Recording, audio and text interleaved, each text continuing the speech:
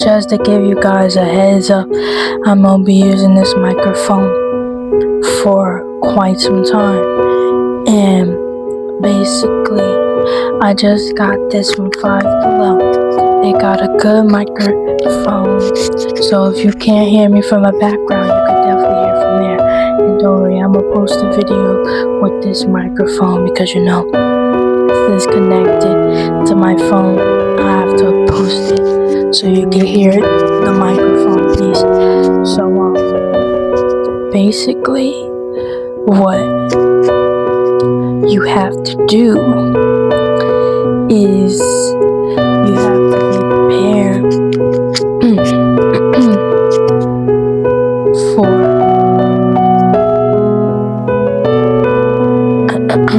whatever you gotta prepare for.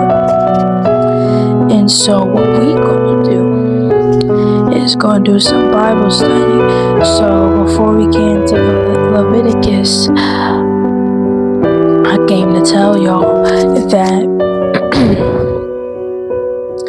the problem is I can't do the post page. I was only able to do 2. So since my audience in the views, I have to have a lot of growth in the views in the audience. And I can't do that right now.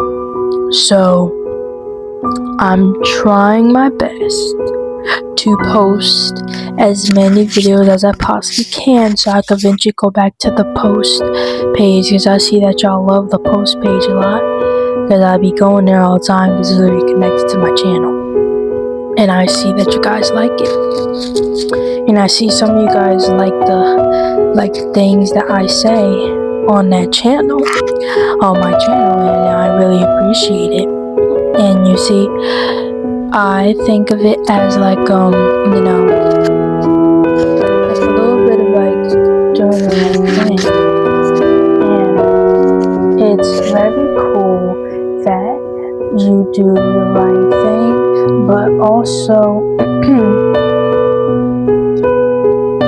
sometimes you have to take a major step back until you be able to move forward. And you see, because I really want to do the post page, right? But YouTube now can't let the amount of subscribers to post that much. But since I got 64, I'm still okay. So it would be like yes, but at the same time no. So I don't know. So this is the other piece. It's the iPhone Type-C piece. That's for iPhone. The one I'm using is for Android. But both of them connect together. Like when I put this together with that, it connects together. So this phone I'm charging with, I'm gonna be switching it out sometimes. I'm gonna charge the microphone and the other piece with a can and both, so like that. So yeah. So we gonna get ready to read Leviticus, and like I said, I'm gonna do the Matthew series. The first one was a preview, so you saw the Matthew series already. That's the preview of how it's gonna be. It's gonna be like mini comedy shorts, and eventually I'm gonna have like a script, what God says to Aaron and Moses for Leviticus, and then for Matthew it's gonna be the temptation with the devil and God and disciples and the angels, stuff like that, biblical stuff, so you can get a visual of what's going on, because you see people that's already making content, and I will too, but in a godly manner. So turn to your Bibles to Leviticus chapter 15. So it says unclean discharges from the body. So basically, that's named the title for chapter 15. I don't make the words. See, that's the title. So that's what we're doing. And basically, when you mean discharges the liquid, pee, stuff like that that's coming out the body. So it says, and the Lord spake unto Moses and to Aaron, saying, Speak unto the children of Israel, and say unto them, When any man hath a running issue out of his flesh because of an issue, he is unclean. So the structure of this chapter basically means of the discharge, meaning dealing with both of the sexes and the cases, because in verse 2 and 15 it talks about how there's a charge in the male flesh that's running like tissue, like running liquid coming out of him, of the male, because you know females have running males. That's what that means to talk about. And the verb flow means of the organs that like going through the generations and the disease coming out of them and stuff that has the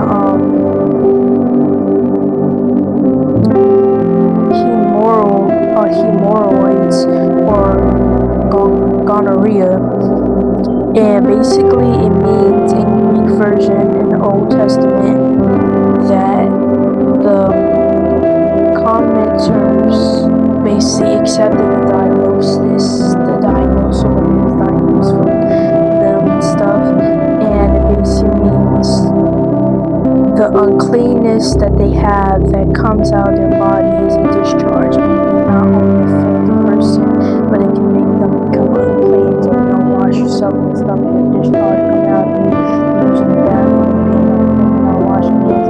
That's a sign of you being unclean in the Bible. So it also says about how the people and the objects come in contact with him, and these in turn over into the second sources of uncleanness, and this uncleanness, and it's because of the infectious, that the uncleanness of skin disease dealt with this in chapter 13 and 14, and also unclean animals back in chapter 11. So an example of a bed, chair, or saddle, it could become unclean because of the secondary population, because the phrase of sitting down or basically being in your bed and not cleaning it is basically considered unsanitary, because you're not cleaning anything, you're just laying on your bed in dirty clothes, you're not cleaning, you're not doing none of that.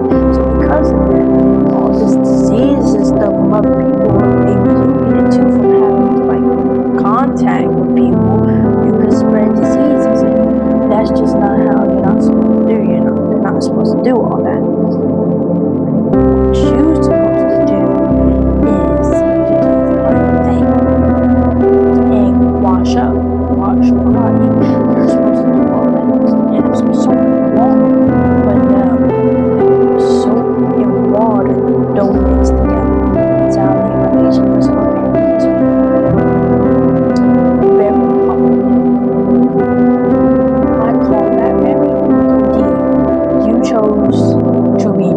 Instead of clean, like dirty and clean makes you clean.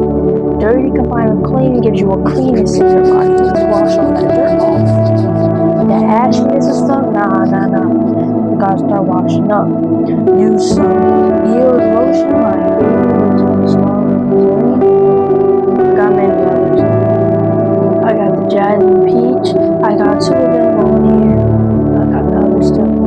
So basically what's going on is that you must be clean. You can't be a dirty person, because being dirty is not going to get you anywhere. It's going to make people want to stay far away from you than they already have to be.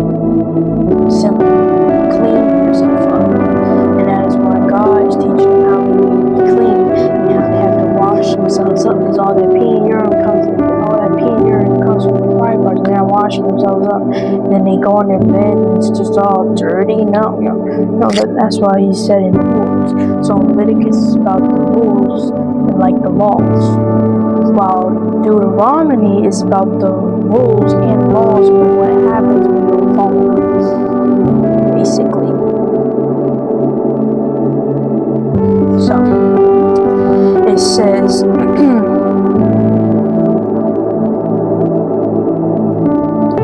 of his flesh, of his tissue is unclean, and this shall be his uncleanness and his issue.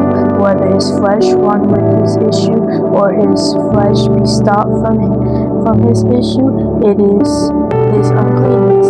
Every bed whereon he lieth that hath the issue is unclean. Everything whereon he sitteth shall be unclean. And whosoever touches his bed shall wash his clothes and bathe himself in water and be unclean until evening. So basically God is saying that every bed that he sits on, or anybody sits on, meaning man sits on, anybody that sits on a bed has an issue because it's unclean. And everything that you sit on is going to be unclean because you're not washing your bed and you're not washing the chair that you sit on. So that's considered unclean. And verse 5, it talks about how when you touch the bed, whoever touched the bed, even if you touch the bed with your clothes and you don't wash yourself, you're still unclean until the evening.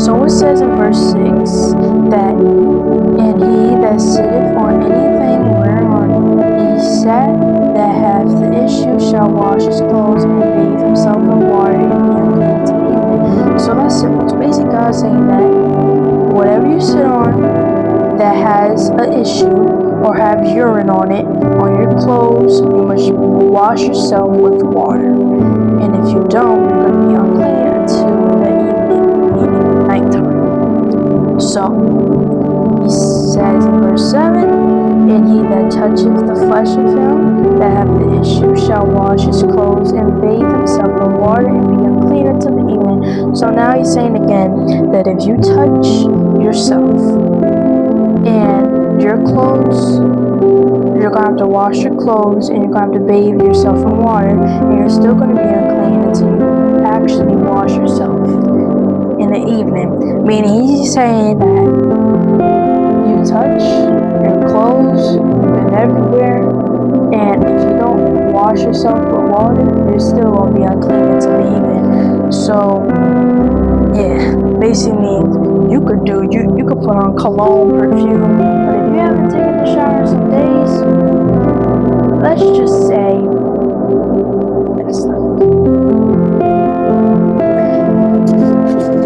it's not gonna work because you didn't do what you had to do. And because you didn't do what you had to do, you have to deal with that.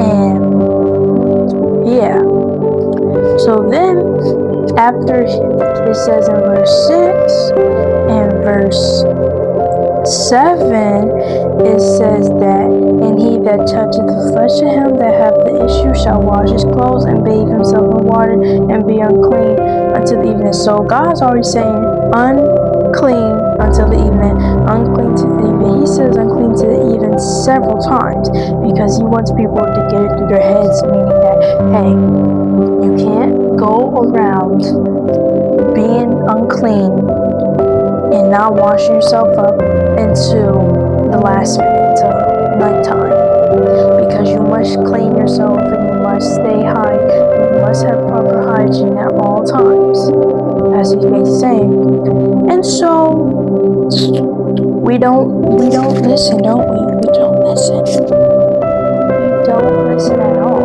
don't we? We don't. Nope. And so after that, it says in verse 8, if he that hath the issue spit upon him that is clean, then he shall wash his clothes and bathe himself in water and be unclean to the evening. So he's saying, even if somebody spit on you, you should spit on you that is clean. You shall wash your clothes and bathe yourself in water, and you're still not going to be clean until the evening. So basically saying, even if somebody spit on you, you must wash it off immediately and take your shower. Because if you just leave spit on you, you're still going to be unclean until the evening. And he wants you to bathe yourself, basically. So it says, in what saddle whosoever he rideth upon that hath the issue shall be unclean. So he said, whoever sat on a saddle that's meant for a horse or anything that rides on it, a donkey or whatever, is still going to be unclean.